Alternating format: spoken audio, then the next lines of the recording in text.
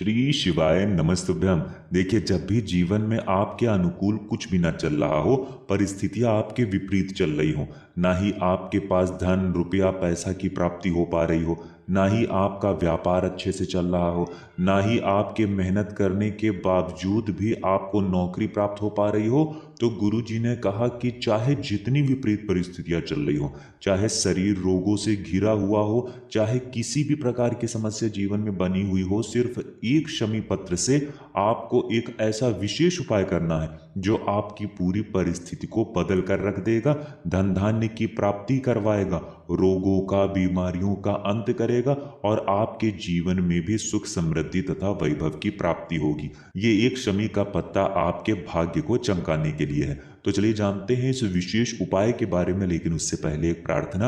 अगर आप चैनल पर नए हैं तो कृपया चैनल को सब्सक्राइब अवश्य कर लें। देखिए, ये वीडियो आपके लिए बहुत ही खास होने वाला है, क्योंकि इस वीडियो में हम लोग पूज्य गुरु जी द्वारा बताए गए कुछ बहुत ही खास उपायों के बारे में जानेंगे। पहला उपाय उन लोगों को करना है जिनके जीवन में धन प्राप्त नहीं हो पा रहा है, या फिर जिन लोगों को अपने बुद्धि ज्ञान विवेक में अपने बल में वृद्धि करनी है, जिन लोगों का दुर्भाग्य लगातार बना हुआ हो, सौभाग्य में वृद्धि ना हो पा रही हो, तो ऐसे लोगों के लिए ये शमी के पत्ते वाला उपाय बहुत ही खास होने वाला है। इस उपाय के लिए आपको सिर्फ और सिर्फ एक लोटा जल ले लेना है। तांबे के पात्र में आपको जल ले लेना है और फिर इसी के साथ आपको 3 शमी के पत्ते ले लेने हैं। शमी के पत्ते अगर आपके पास नहीं है तो शिवलिंग के ऊपर चढ़े हुए शमी पत्र को आप उठाकर जल से शुद्ध करके फिर उसका भी इस्तेमाल कर सकते हैं। देखिए, शनिवार के दिन जब भी हम लोग शमी के पत्ते से शिवलिंग का पूजन करते हैं, शिवलिंग का श्रृंगार करते हैं, तो इससे महादेव की हमें अनन्य कृपा प्राप्त होती है। और ये उपाय भी आपको शनिवार के दिन करना है। शनिवार के दिन पूरे दिन में किसी भी समय आप इस उपाय को कर सकते हैं। सुबह करना चाहें तो सुबह कर लें और शाम को करना चाहें तो शाम को कर लें। देखिए, आपने ये 2 सामग्री ले ली, एक लोटा जल ले लिया और 3 शमी पत्र ले लिए। अब ये सारी सामग्री लेकर आपको शिवालय पहुंच जाना है। शिवालय पहुंचने के बाद सबसे पहले आप एक काम किया करिए कि आप दक्षिण दिशा में बैठ जाया करिए और उत्तर दिशा की तरफ अपना फेस कर लिया करिए। लेकिन अगर शिवालय में भीड़ है तो फिर आप किसी भी दिशा में बैठकर शिवलिंग की पूजा प्रार्थना कर सकते हैं। देखिए, अब सबसे पहले आप जो एक लोटा जल लेकर आए हैं, उस जल को धीरे धीरे शिवलिंग के ऊपर समर्पित करते जाएंगे और लगातार शिव महापुराण के मूल मंत्र श्री शिवाय नमस्तुभ्यम का स्मरण करते जाएंगे। पूज्य गुरु जी ने कहा कि जल आपको बिल्कुल धीरे धीरे समर्पित करना होता है। इसके बाद अगर आप बेलपत्र लेकर आए हैं, या फिर चावल का दाना लेकर आए हैं, या फिर काले तिल का दाना लेकर आए हैं, या फिर अपनी जो भी रोज की पूजा आप करते हैं वो सारी पूजा कर लीजिए। फिर उसके बाद आपको ये शमी पत्र वाला उपाय करना है। पूज्य गुरु जी अपनी पंच पुष्प शिव महापुराण की कथा में ये बात बता चुके हैं कि जब आप अपनी पूरी पूजन कर लें, पूरा श्रृंगार कर लें, तो फिर उसके बाद ही आप शमी पत्र वाला उपाय किया करें, या फिर उसके बाद ही आप शमी पत्र समर्पित किया करें।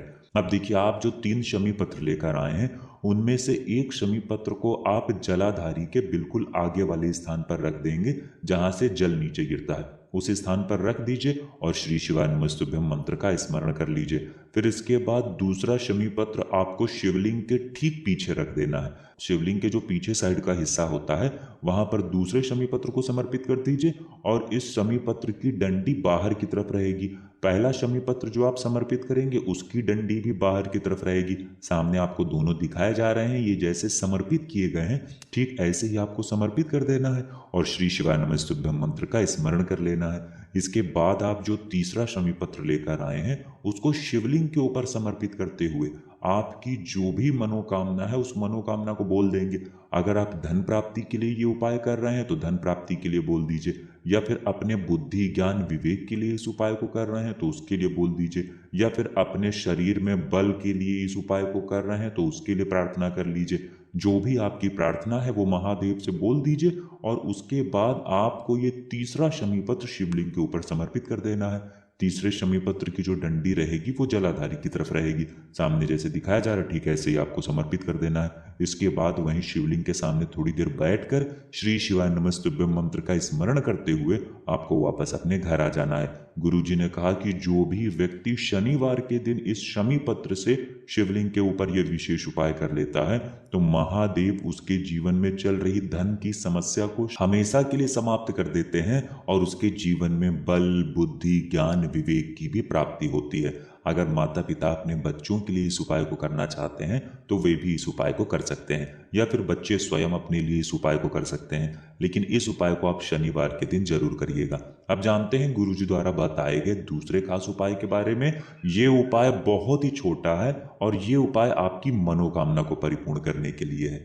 इस उपाय के लिए आपको सिर्फ एक लोटा जल और एक शमी का पत्र लेना है।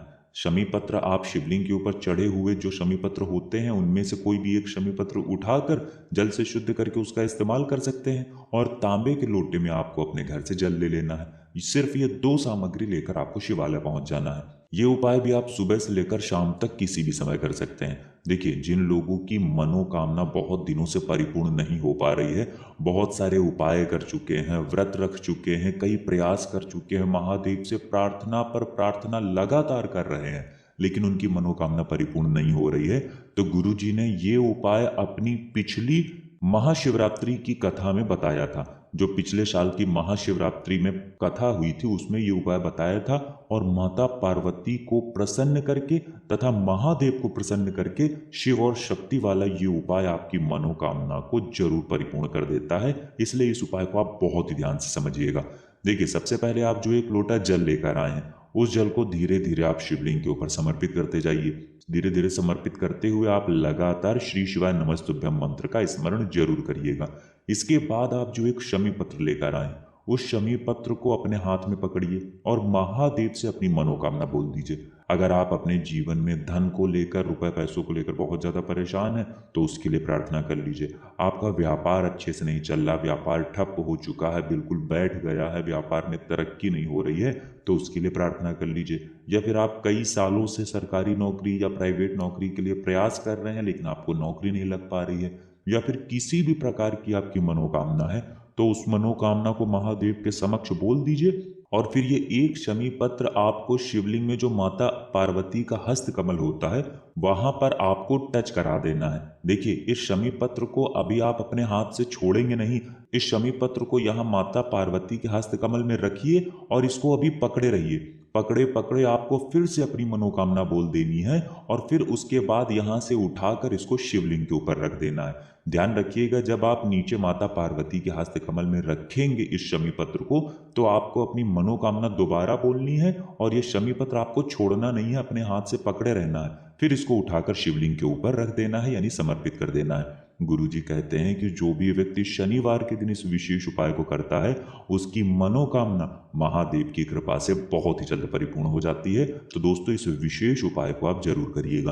अब जानते हैं गुरुजी द्वारा बताए गए तीसरे और सबसे आखिरी उपाय के बारे में, जो आपकी बीमारियों को दूर करने के लिए है। इस उपाय के लिए आपको थोड़े से काले तिल के दाने ले लेने हैं। फिर इसी के साथ आपको एक बेलपत्र ले लेना है और एक शमी पत्र ले लेना है। अगर आपके पास शमी पत्र नहीं है तो उसकी जगह आप चावल का भी प्रयोग कर सकते हैं। सिर्फ एक चावल का दाना आपको लेना है। इसी के साथ आपको सबसे आखिर में एक लोटा जल ले लेना है।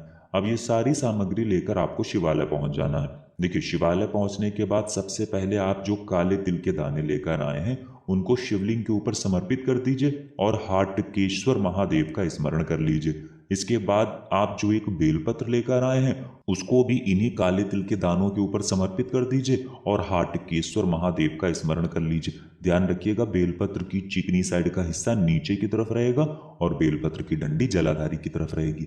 इसके बाद आप जो एक शमी पत्र लेकर आए हैं या फिर एक चावल का दाना जो भी आप लेकर आए हैं उसको भी शिवलिंग के ऊपर समर्पित कर दीजिए और हाटकेश्वर महादेव के नाम का स्मरण कर लीजिए। इसके बाद आपके शरीर में या फिर आपके घर के किसी सदस्य के शरीर में जो बीमारी है उस बीमारी को दूर करने की हाटकेश्वर महादेव से प्रार्थना करते हुए ये शमी पत्र और बेलपत्र उठाकर आपको जलाधारी के बिल्कुल आगे रख देना है और काले तिल के दाने आपको उठा लेने हैं और महादेव से प्रार्थना कर लेनी कि इनको औषधि स्वरूप बना दीजिए।